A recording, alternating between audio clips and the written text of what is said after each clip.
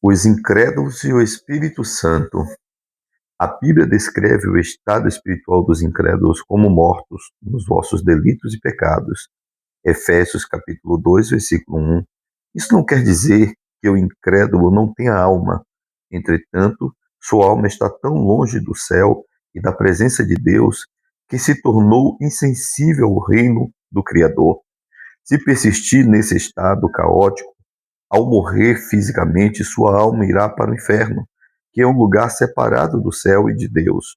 O que podemos fazer por essas almas endurecidas e insensíveis, mortas em delitos e pecados, esclarecer que devem renunciar seus pecados e aceitar a vida eterna que Deus está dando? Existe alguém que trabalha incessantemente entre os incrédulos, o Espírito Santo. A Bíblia ensina as coisas que o olho não viu e o ouvido não ouviu e não subiram ao coração do homem, são os que Deus preparou para os que o amam, mas Deus não-la revelou pelo seu Espírito. 1 Coríntios capítulo 2, versículo 9 versículo 10. Em outras palavras, incrédulos não podem entender a salvação de Deus através dos cinco sentidos humanos ou pela razão somente pelo poder da revelação interior, podem receber a luz do entendimento concernente à salvação. Como o Espírito trabalha junto aos incrédulos, a respeito disso, o próprio Jesus explica muito bem em João 16, 8, quando diz: o Espírito Santo convencerá o mundo do pecado. Convencendo o mundo do pecado. Todas as pessoas nasceram com a natureza pecaminosa. No Salmo capítulo 51, versículo 5, lemos: certamente em iniquidade fui formado, e em pecado me concebeu minha mãe. Alguém poderia perguntar: o que é isso? Tem a ver comigo? Quando consideramos o significado original de pecado, descobrimos que estamos numa posição aterrorizante. Percebemos que é impossível admitir que não temos nada a ver com o pecado. Em geral, as pessoas chamam de pecado apenas os atos errados cometidos de forma que outros percebem. Porém, o pecado tem raízes em lugares mais profundas do que nos parece. A Bíblia mostra como e por que o homem não consegue evitar de produzir frutos pecaminosos. O estado pecaminoso de uma pessoa compreende a separação de Deus. Este estado, chamado pecado original, faz parte do homem, pelo que, como por um homem entrou o pecado no mundo, e pelo pecado a morte. Romanos capítulo 5, versículo 12. Pela ofensa de um morreram muitos. Romanos capítulo 5, versículo 15. Adão desobedeceu a Deus e foi lançado fora de sua presença. Nesta situação, Adão produziu a humanidade como resultado. Todos os descendentes de Adão, sem sombra de dúvida, nasceram separados de Deus. Vejamos um exemplo familiar.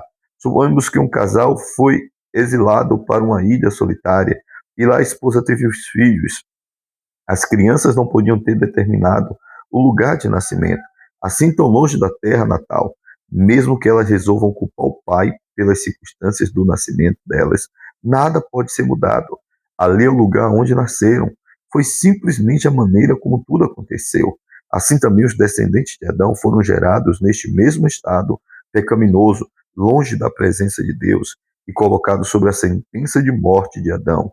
Aquele que abandonou a Deus de toda integridade, bondade e vida só pode herdar iniquidade, maldade e transgressão. Nesta condição de abandono, a grande humanidade morreria e iria para o inferno.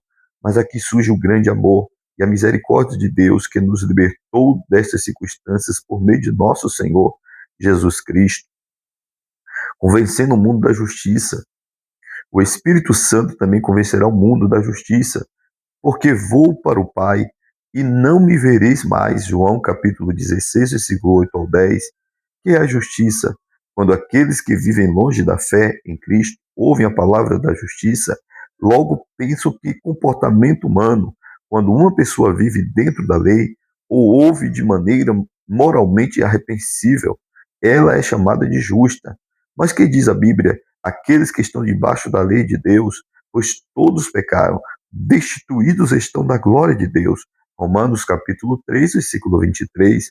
Por isso ninguém será justificado diante dele por obras da lei, Antes, pela lei, vem o conhecimento do pecado. Romanos capítulo 3, versículo 20. Todo aquele que se confronta com a lei de Deus percebe que é um pecador. Portanto, todos não só estão fora da glória de Deus, como também fora de sua presença. Então, quem poderia ficar perante o brilho glorioso trono de Deus, revelando uma vida pura, totalmente livre do pecado? Somos todos descendentes de Adão, portanto, incapazes de encontrar uma só pessoa isenta de pecado original, exceto Jesus Cristo, que foi por obras do Espírito Santo concebido na Virgem Maria, de quem o mesmo Espírito dá testemunho. Mas qual é a prova de que este Jesus viveu uma vida justa e reta diante de Deus? A evidência é clara. Como já mencionamos antes, o apóstolo Paulo disse: pois todos pecaram e destituídos estão da glória de Deus. Isso quer dizer que pecadores não são glorificados ou qualificados para permanecer diante de Deus. Porém, lembremos, Jesus disse que o Espírito Santo convenceria o mundo da justiça, porque vou para o Pai e não me vereis mais. João capítulo 16, versículo 10.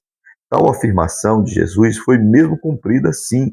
O que ele disse aconteceria e aconteceu. Jesus morreu crucificado, carregou todos os pecados do mundo, foi sepultado, sua tumba fortemente guardada pelas mãos de seus inimigos. O despeito de tudo isso, reagiu dos mortos, mais tarde subiu aos céus na presença de testemunhas. Seu corpo nunca foi encontrado, apesar de haverem procurado. Uma evidência mais forte que esta, 50 dias depois, sua morte, Jesus enviou o dom do Espírito Santo a seus discípulos para capacitá-los a ver e a ouvir a maneira clara da vontade de Deus, convencendo o mundo do juízo. Jesus também disse que o Espírito Santo convencerá o mundo do juízo, porque já o príncipe deste mundo está julgado. João capítulo 16, do versículo 8 ao 11.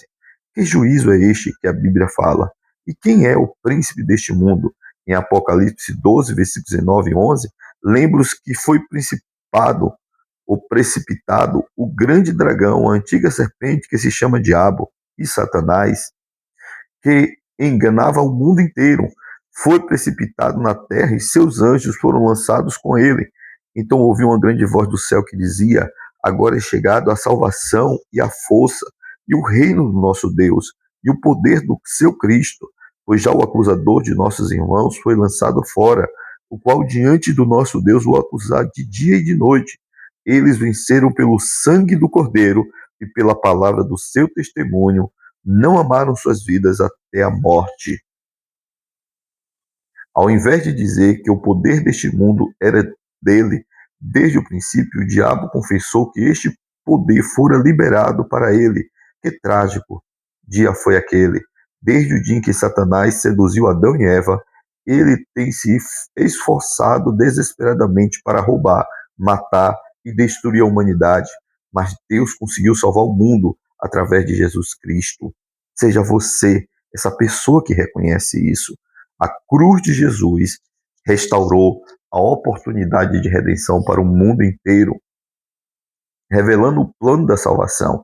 Incrédulos que têm sido convencidos do pecado, da justiça e do juízo, aqueles que estão sendo encaminhados em toda a verdade, devem deixar sua vida pecaminosa e confiar em Jesus pela fé.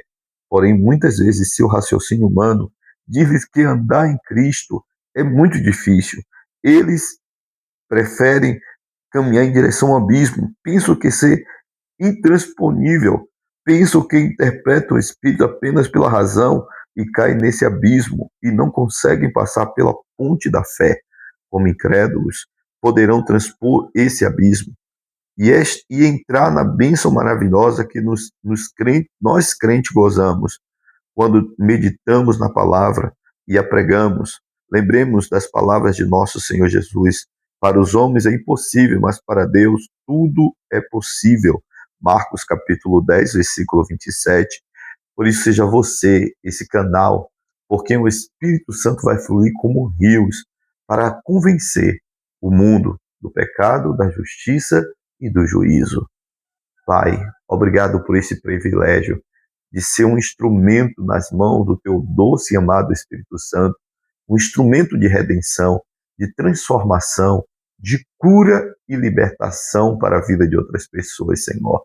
Obrigado por nos usar para convencer todos que estão em posição de destruição para uma posição de salvação.